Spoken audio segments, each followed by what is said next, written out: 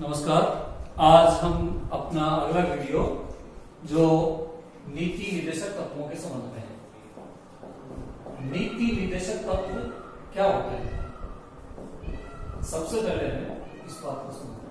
तो नीति निर्देशक तत्व, जैसा कि हम शब्द का विश्लेषण करते हैं, तो नीति का मतलब सिद्धांत निर्माण या नीतियों का निर्माण करने में, नीतियों का निर्माण करने के लिए निर्देशित करने वाले तत्व, यानी कि नीति निर्माण के बारे में, नीति निर्माण के संबंध में राह बताने वाले तत्व। नीति का निर्माण किस तरह से किया जाए, किस बारे में राह बताते हैं कि एक लोकतांत्रिक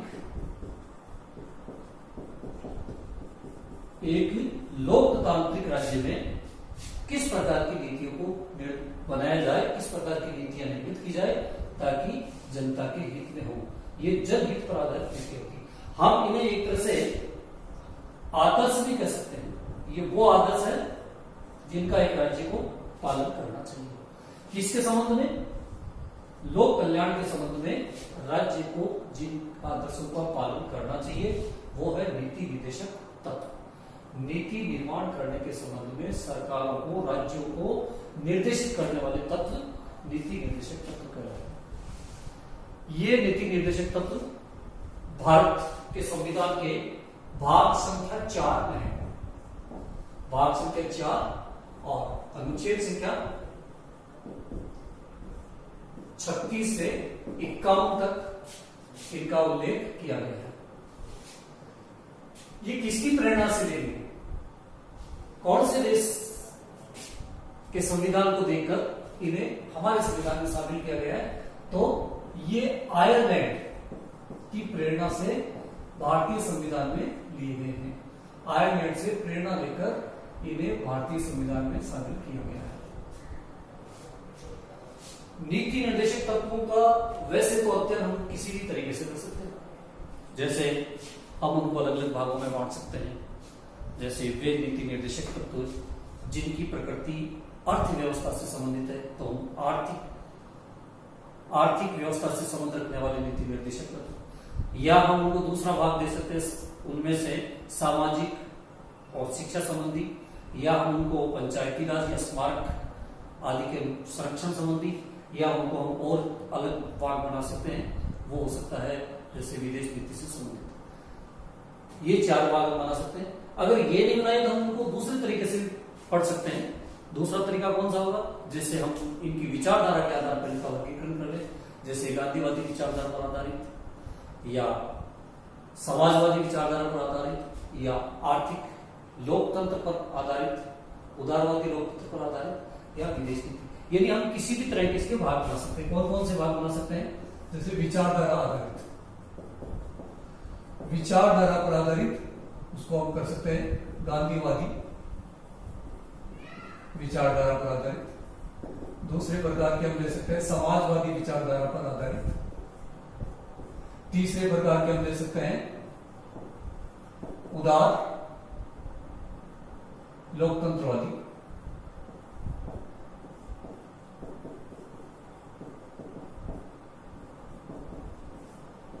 या इसी का चौथा भाग हम ले सकते हैं विदेश नीति से संबंधित।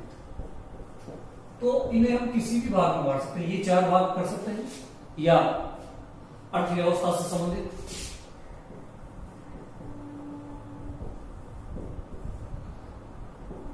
या दूसरी तरह का हम ले सकते हैं जिनको हम कर सकते हैं शिक्षा एवं लोकतंत्र से संबंधित,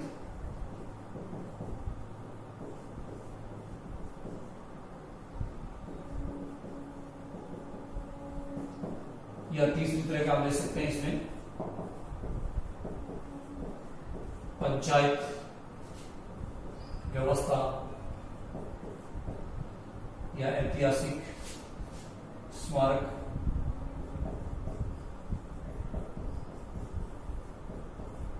आदि से संबंधित। चौथा हिस्सा हम कर सकते हैं विदेश नीति से संबंधित। भाग चाहे कोई सा मिले, हमें उनको समझना है, हमें वो तरीका लेना है जिससे हम इन चीजों को समझ सके।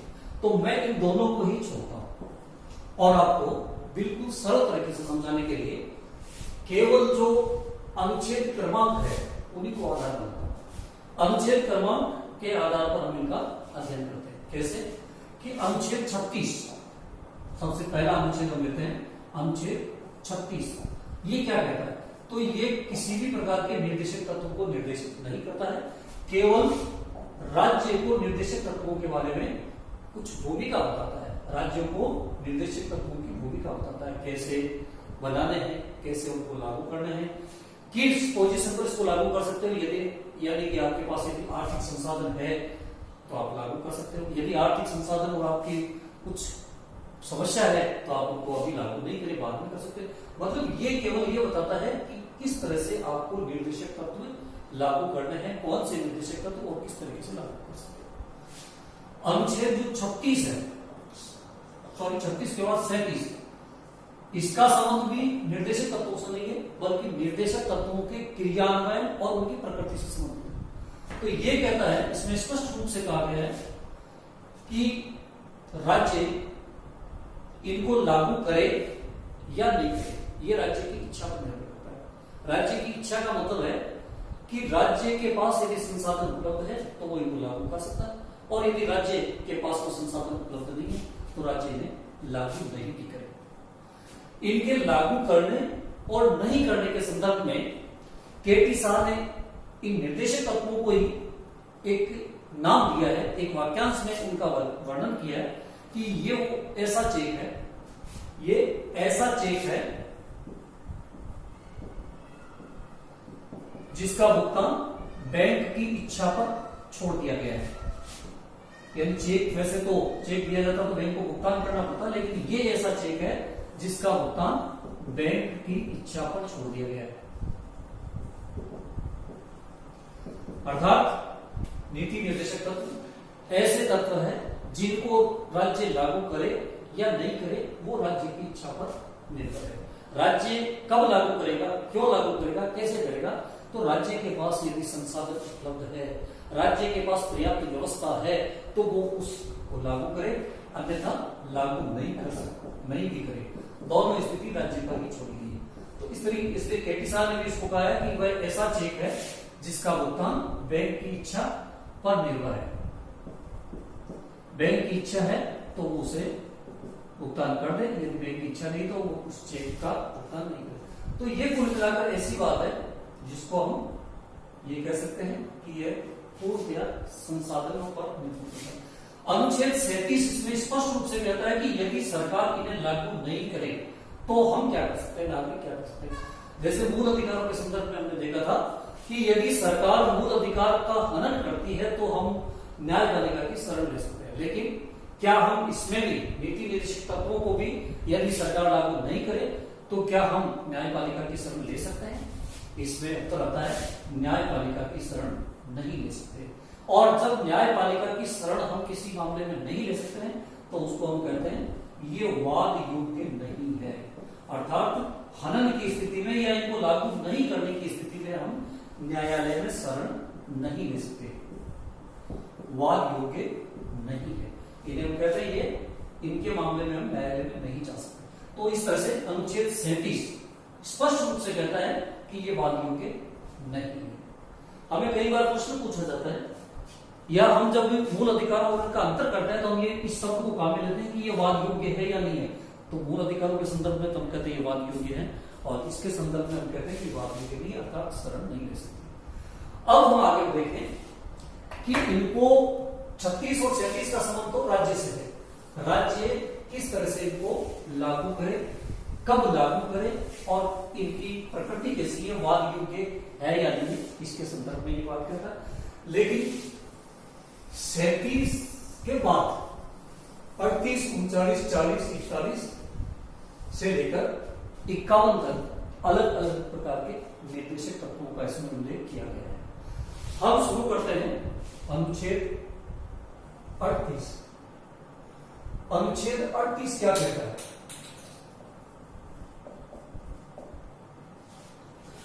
अनुच्छेद 38 सबसे पहला है नीति निर्देशक तत्वों के बारे में अनुच्छेद 38 जो सर्वप्रथम इसी का अध्ययन करते हैं।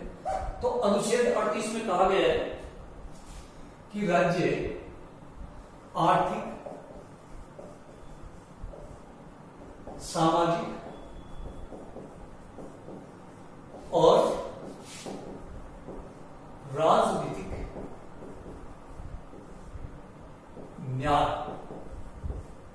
सामाजिक, आर्थिक, सामाजिक और राजनीतिक न्याय से संबंधित प्रावधान करे। राज्य अपनी नीति निर्मित करते समय इन चीजों का ध्यान रखे, वो समाज में भेदभाव रहित व्यवहार करे, ऐसी नीतियों का निर्माण करे जो भेदभाव को बढ़ावा नहीं देती है।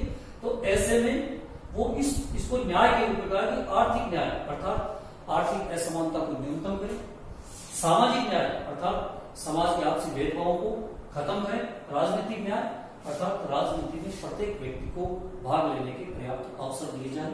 इस तरह से इनकी व्यवस्था करें, ये राज्य को निर्देशित किया गया है। दूसरा अनुच्छेद हम लेते हैं, वो है अनुच्छेद 39।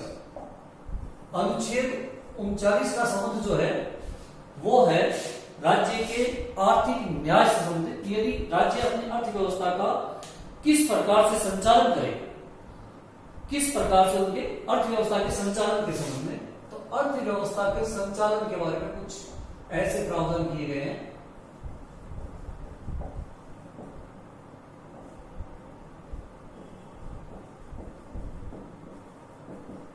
अर्थव्यवस्था का संचालन किस तरीके से किया जाए, इसके बारे में अनुच्छेद 39 राज्य को कुछ निर्देश देता है। पहला निर्देश है कि स्त्री पुरुष में किसी तरह का भेदभाव नहीं किया जाए, यानी कि जीविका निर्वाह के अवसर सबको समान रूप से दे। जीविका निर्वाह के समान अवसर उपलब्ध कराए, ये राज्य का पहला कर्तव्य है। निर्देशक तत्वों का कर्तव्य भी कह सकते हैं। तो राज्य का पहला कर्तव्य नागरिकों के संदर्भ में कि वो जीविका निर्वाह के समान अवसर उपलब्ध करवाए, इसमें वो किसी तरह का भेद नहीं करे, अर्थात अन्याय नहीं करे। दूसरी बात इसी में 39 में जोड़ी गई है, वो है कि जो संपत्ति है, सार्वजनिक संपत्ति जो है, राज्य सार्वजनिक संपत्ति की व्यवस्था इस तरह से करे कि ज्यादा से ज्यादा सार्वजनिक हित को बढ़ावा दिया जा सके। सार्वजनिक संपत्ति का सार्वजनिक हित में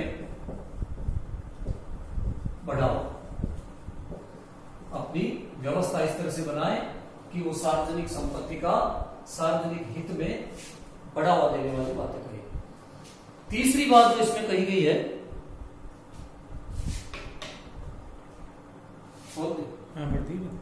अच्छा, तीसरी बात जो इसमें कही गई है वो है ये जो उत्पादन और वितरण की प्रणालियां होती है उनके संदर्भ में किस तरह की नीति निर्मित करे। तो ये कहा गया है कि उत्पादन और वितरण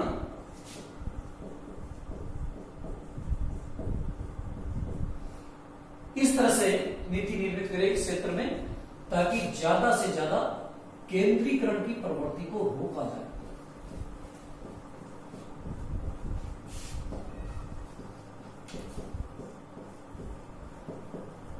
केंद्रीकरण को बढ़ावा नहीं दे बल्कि इसको रोके। उत्पादन और वितरण प्रणाली से संबंधित नीति का निर्माण करते समय ऐसी व्यवस्था कायम करे कि केंद्रीकरण की व्यवस्था नहीं हो, संपत्ति का केंद्रीकरण नहीं हो।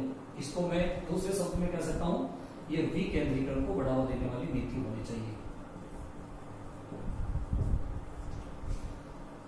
अगली बात मैं कहता हूं, चौथी बात जो बताई गई है, तीसरी पुरुष में यदि समान कार्य है, समान कार्य के लिए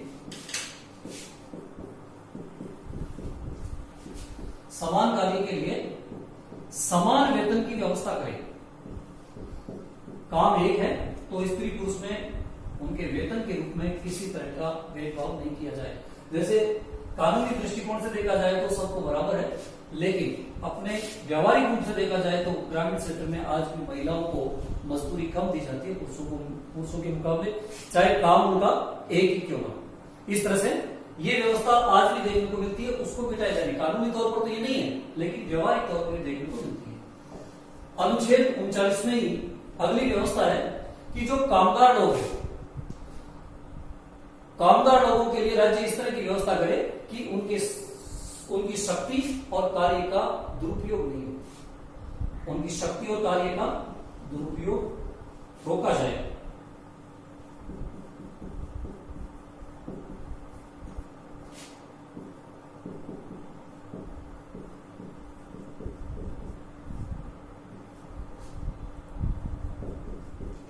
दुरुपयोग से संरक्षण करें,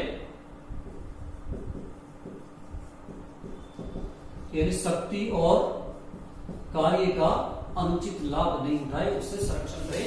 यह अनुच्छेद 39 की 5वीं व्यवस्था है। 6ठी व्यवस्था है जो बालकों के लिए है, वो ये है कि बालकों का स्वस्थ विकास संबंधी योजना बनाए, बालकों का स्वस्थ विकास करें। बालकों के संदर्भ में यदि कोई योजना निर्मित करे तो इस तरह की योजना निर्मित करे कि उनकी बालपन का कोई दुरुपयोग नहीं कर सके। तो इस तरह से हमें 39 में 6 प्रकार की व्यवस्था दी गई है, व्यवस्था के लिए निर्देशित किया गया है। अब 39 में ही देखा जाए तो 42वें संविधान संशोधन से एक और व्यवस्था जोड़ी गई है, जिसको कहा गया है गरीब व्यक्तियों को निःशुल्क विधिक सहायता प्राप्त करने का अधिकार दिया जाए। गरीब व्यक्तियों को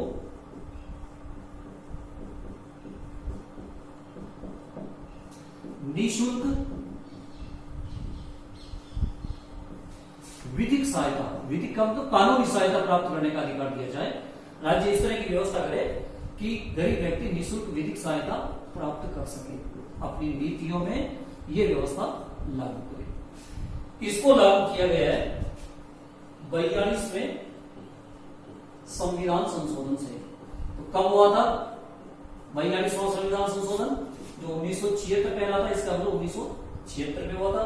इसे मिनी संविधान की उपमा दी गई क्योंकि बहुत सारे प्रावधान ऐसे हैं जिनको 42वें संविधान संशोधन द्वारा जोड़ा गया है। अपने नीति निर्देशक तत्वों में भी बहुत सारे प्रावधान आएंगे, जैसे अभी 39 कह आया है, इसी तरह से आगे 43 कह आएगा, इसी तरह से 48 कह भी आएगा। इन सबको इसी व्यवस्था द्वारा जोड़ा गया है, यानी कि 42वें संविधान संशोधन द्वारा इन्हें हमारे संविधान का भाग बनाया गया। अब आगे आप लेते हैं अगला अनुच्छेद,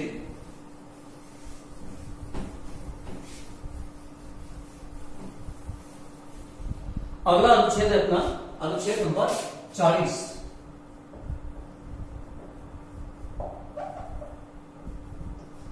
अनुच्छेद 40 का संबंध पंचायती राज व्यवस्था से।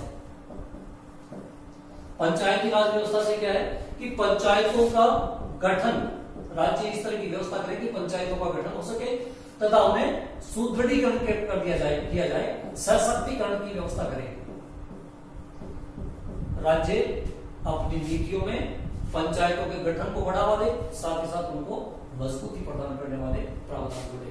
तो इसके लिए हमें ज्ञात है 73वां संविधान संशोधन, जब हम इन नीति निर्देशक तत्वों के क्रियान्वयन की बातें करते हैं तो हमें ये ज्ञात होता है कि बहुत सारे नीति निर्देशक तत्व हैं जिनको राज्य ने अपने संसाधनों की उपलब्धता के आधार पर काम में लिया है, जोड़ा है, और जो नहीं जोड़े हैं उनको भी जोड़ने का प्रयास कर रहा है जब उसके पास संसाधन है। तो हम देखते हैं कि पंचायती राज व्यवस्था को सुदृढ़ करने के लिए 73वां संविधान संशोधन किया था। 73वें संविधान संशोधन द्वारा क्या व्यवस्था की है? 73वें संविधान संशोधन द्वारा पंचायती राज व्यवस्था को संवैधानिक दर्जा प्रदान किया गया है। संवैधानिक दर्जा दिया गया है, इससे पहले इसे संवैधानिक दर्जा प्राप्त नहीं था। तो अनुच्छेद 40 जिसका संबंध है पंचायती राज व्यवस्था से। अनुच्छेद 41, अनुच्छेद 41 कामगारों और मजदूरों के लिए क्या व्यवस्था करता है? अनुच्छेद 41 की व्यवस्था करता है कि प्रत्येक व्यक्ति को, प्रत्येक नागरिक को शिक्षा और कार्य के क्षेत्र में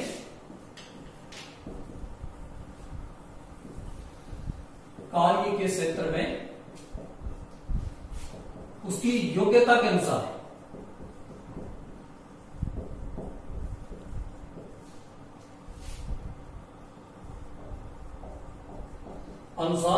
अवसर उपलब्ध करवाया जाए,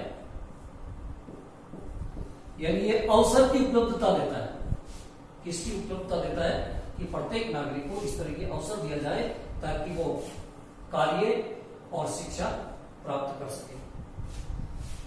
अब हम आगे चलते हैं अनुच्छेद 42। अनुच्छेद 42 में चलने से पहले एक बात और करेंगे। अनुच्छेद 41 का दूसरा भाग, अनुच्छेद 41 का दूसरा भाग है वो ऐसे लोगों की व्यवस्था के बारे में राज्य को निर्देशित करता है जो निराश्रित है या अपाहिज है या बेरोजगार है, बेकार है। ऐसे लोगों के लिए विशेष प्रावधान के रूप में राज्य को निर्देशित करता है, यानी राज्य इनकी ऐसे लोगों की सहायता करे।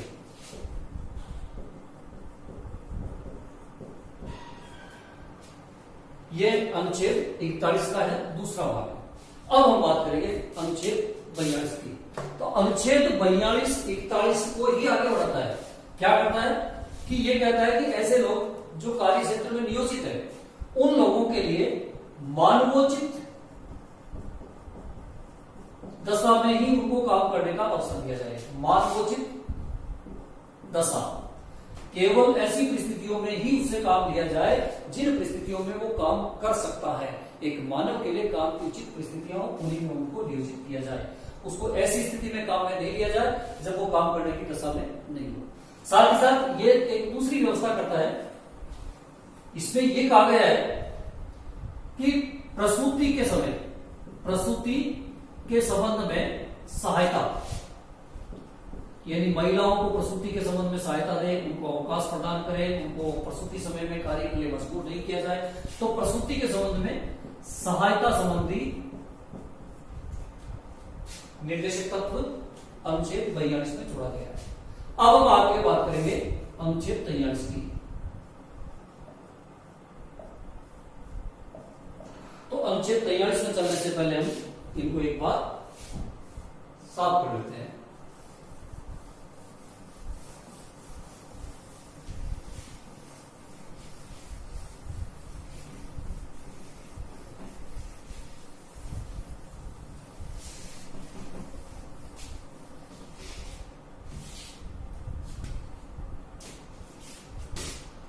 हम बात करते हैं अनुच्छेद 43। अनुच्छेद 43 है ऐसे लोगों के लिए जो उद्योगों में या कृषि क्षेत्र में नियोजित है। क्या व्यवस्था करता है कि उद्योगों और कृषि क्षेत्र में नियोजित व्यक्तियों को उचित मजदूरी या वेतन मिल सके। उचित मजदूरी या वेतन की व्यवस्था के बारे में संदर्भित करता है अनुच्छेद 43। साथ ही साथ इसमें यह भी व्यवस्था की गई है कि अनुच्छेद 43 में इन लोगों का जीवन स्तर उच्च बनाने का प्रयास करे। राज्य जीवन स्तर में सुधार करने का प्रयास करे, यह राज्य का कर्तव्य है। इसी में एक व्यवस्था और की गई है, वो है कि राज्य ग्रामीण क्षेत्रों में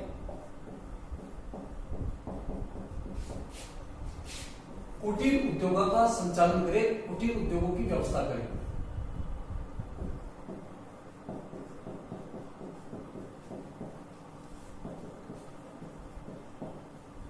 ऐसी व्यवस्था करें जिससे ग्रामीण क्षेत्र में ज्यादा से ज्यादा कुटीर उद्योग लगाए जा सके, जो ग्रामीण क्षेत्र के लोगों के आर्थिक स्थिति को मजबूत कर सके, यानी कि आर्थिक स्थिति उनके जीवन स्तर को उन्नत बनाने के लिए वो कुटीर उद्योगों का ज्यादा से ज्यादा क्रियान्वयन करने की कोशिश करें। इसी 43 में 42वें अनुच्छेद के द्वारा, 42वें संशोधन के द्वारा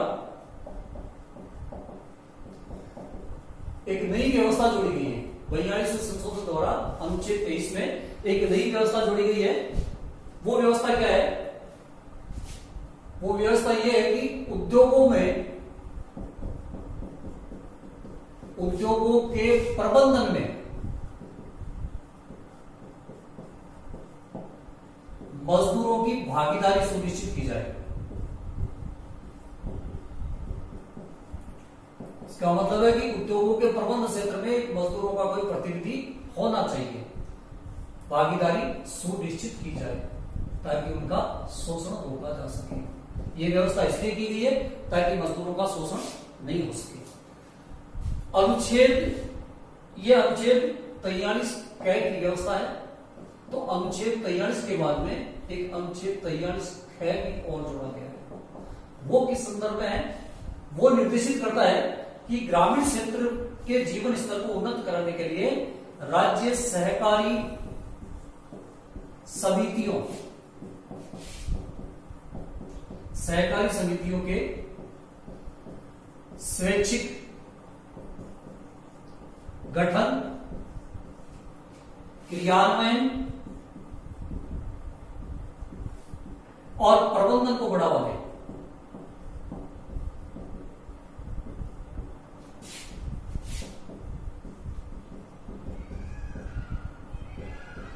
अर्थात सहकारी समितियों का गठन किया जा सके, ग्रामीण आपस में मिलकर कोई ऐसी समिति बना सके जिससे उनको रोजगार के अवसर मिल जाए।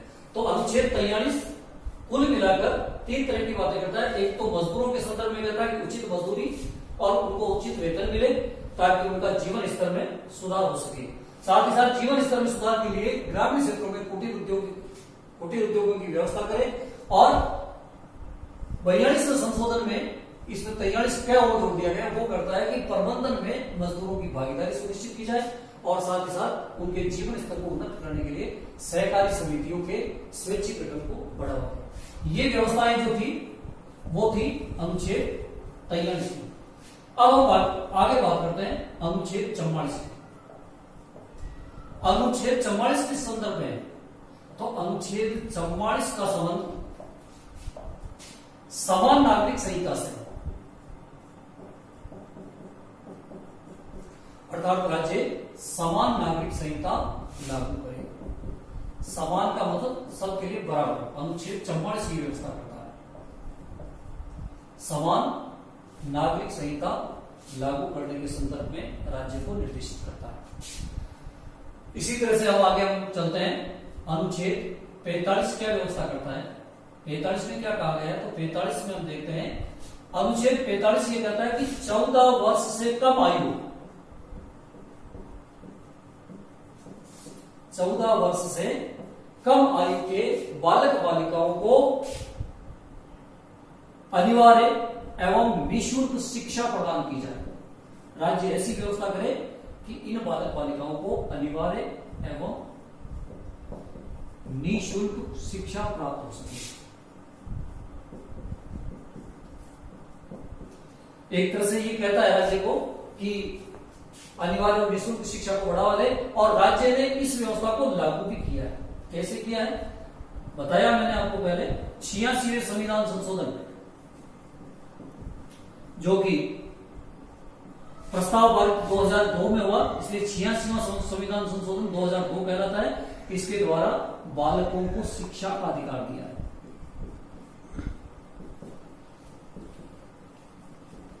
मूल अधिकारों के भाग में आपको बताया गया था, यदि देखा जाए तो कौन से अनुच्छेद में है शिक्षा का अधिकार, तो 21A में ये व्यवस्था की गई। और साथ ही साथ 86वें संविधान संशोधन द्वारा इसको कर्तव्य में भी जोड़ा गया है। कर्तव्य में 11वां कर्तव्य इसके संदर्भ में है। वो कहता है कि माता पिता का कर्तव्य है कि वो अपने 14 वर्ष तक के बच्चों को निःशुल्क और अनिवार्य शिक्षा, मतलब आवश्यक रूप से शिक्षा दिलाए। ये उनका कर्तव्य है। अब हम अगले अनुच्छेद की बात करते हैं। अनुच्छेद 46। अनुच्छेद 46 का संबंध अनुसूचित जाति, जनजाति और कमजोर वर्गों से क्या है? इनसे संबंधित है। क्या है इनका वर्ग? तो अनुसूचित जाति, जनजाति और कमजोर वर्गों के आर्थिक और शैक्षणिक हितों की सुरक्षा के संदर्भ में यह निर्देशक तत्व है। अनुसूचित जाति, जनजातियां और कमजोर वर्ग को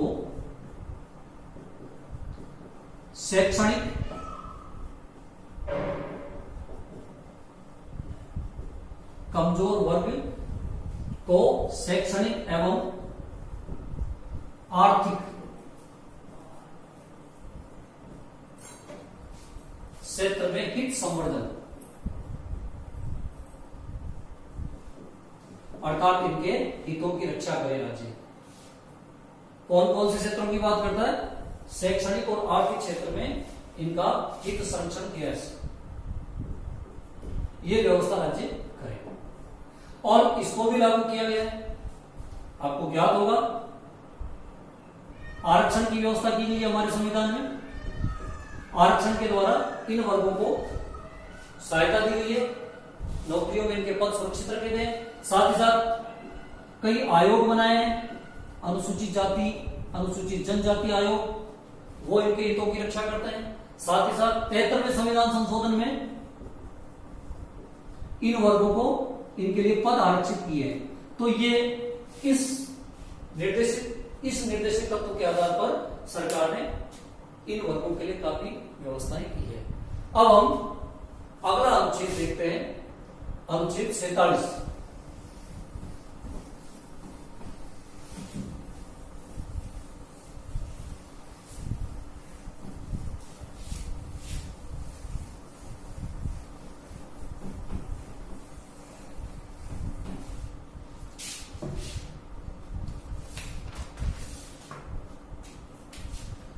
अनुच्छेद 47 का संबंध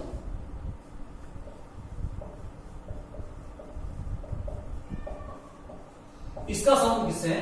तो अनुच्छेद 47 का संबंध मानव स्वास्थ्य से, कि राज्य मानव स्वास्थ्य में सुधार करने का प्रयास करे, मानव स्वास्थ्य में सुधार करे। और इसके साथ साथ ये भी कहा गया कि अनुच्छेद 47 के तहत मादक पदार्थ निषेध किए जाए। मादक पदार्थों के प्रयोग को निषेध करता है अनुच्छेद 47। अर्थात ऐसे तत्व जिनको हम मादक पदार्थों की श्रेणी में रखते हैं, जैसे शराब है या और कोई चीजें, इनको प्रतिबंधित किया जाए। अगले अनुच्छेद की बात करते हैं हम। अनुच्छेद 48 क्या व्यवस्था करता है? तो अनुच्छेद 48 ये दुधारू पशुओं के वध को निषेध करता है और उसमें नस्ल सुधार को बढ़ावा देने की बात करता है। दुधारू पशुओं का वध निषेध एवं नस्ल सुधार, इसको बढ़ावा देता है। कृषि क्षेत्र में भी इसी अनुच्छेद के तहत कृषि क्षेत्र में भी नवीन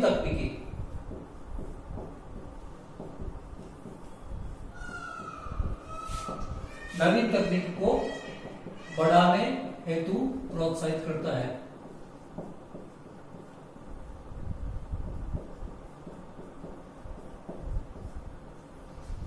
अनुच्छेद 48 में 48 के बाद 48 क के रूप में एक नई व्यवस्था को जोड़ा गया है। 48 क जो कि 42वें संविधान संशोधन द्वारा जोड़ी गई है। इसमें क्या व्यवस्था है वो देखते हैं।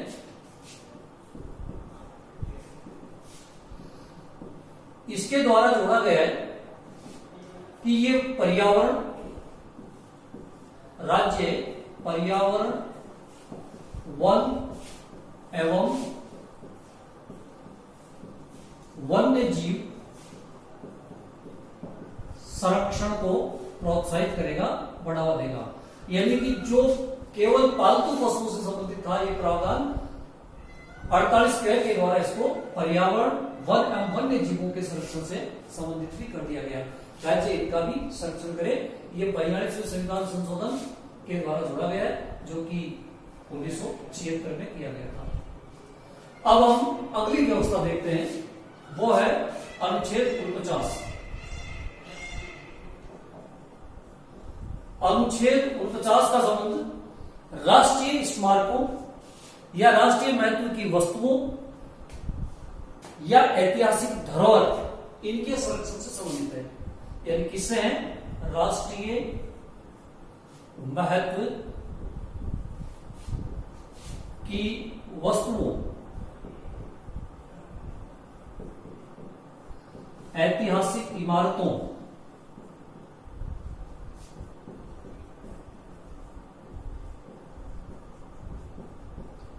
या अपनी जो धरोहर है उनके संरक्षण से संबंधित है।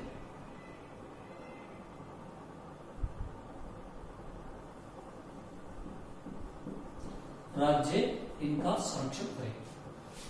अगला अनुच्छेद अनुच्छेद 50। अनुच्छेद 50 ये प्रावधान करता है कि राज्य अपनी नीतियों को इस तरह से निर्मित करे जिससे कि न्यायपालिका को कार्यपालिका से मुक्त रखा जाए, उनसे पृथक रखा जाए। न्यायपालिका को कार्यपालिका से पृथक करता है।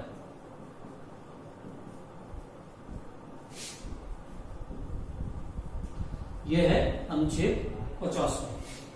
अनुच्छेद 50 के बाद अगला अनुच्छेद हम लेते हैं, वो है अनुच्छेद 51, जो कि नीति निर्देशक तत्वों के संदर्भ में अंतिम अनुच्छेद है। क्या है अनुच्छेद 51 की व्यवस्था?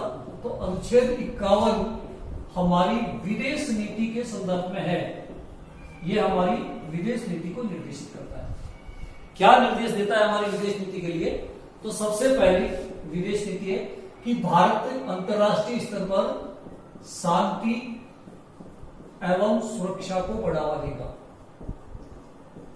शांतिपूर्वक अपनी सुरक्षा करेगा, शांति व्यवस्था को बढ़ावा देगा, शांति, सुरक्षा, सहयोग इत्यादि को बढ़ावा देगा। दूसरी बात करता है कि अंतर्राष्ट्रीय स्तर की जो विधियां और संधियां हैं भारत उनका आदर करेगा।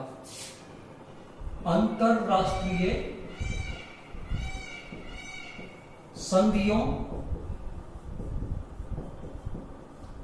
और विधियों का आदर।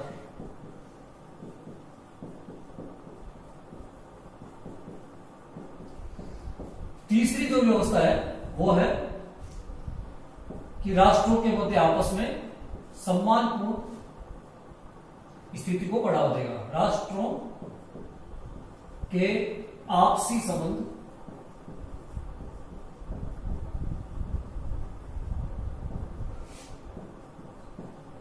सम्मानपूर्ण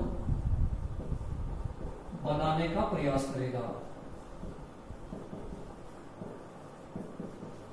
और यदि राष्ट्रों के मध्य कोई विवाद हो जाए तो उस विवाद का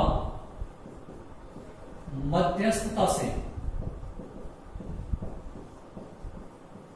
समाधान का प्रयास। इस तरह से विदेश नीति के संदर्भ में जो हमारा नीति निर्देशक तत्व है वो शांति सुरक्षा को बढ़ावा देगा, आपसी सहयोग को बढ़ावा देगा, अंतर्राष्ट्रीय संधियों और विधियों का आदर करेगा, राष्ट्रों के मध्य शांतिपूर्ण सम्मानपूर्वक संबंध बनाएगा और विवादों को मध्यस्थता से समाधान करने का प्रयास करेगा। इस तरह से अपने ये 36 से लेकर 51 तक के नीति निर्देशक तत्वों का हमने आज का अध्ययन किया है। अब आगे अपना जो वीडियो आएगा वो होगा नीति निर्देशक तत्व और मूल अधिकारों के आपसी संबंधों के बारे में, यानी उनमें अंतर क्या है या इनका एक दूसरे से किस तरह का संबंध है। तो इनके बारे में अपना अगला वीडियो आएगा। तब तक के लिए नमस्कार।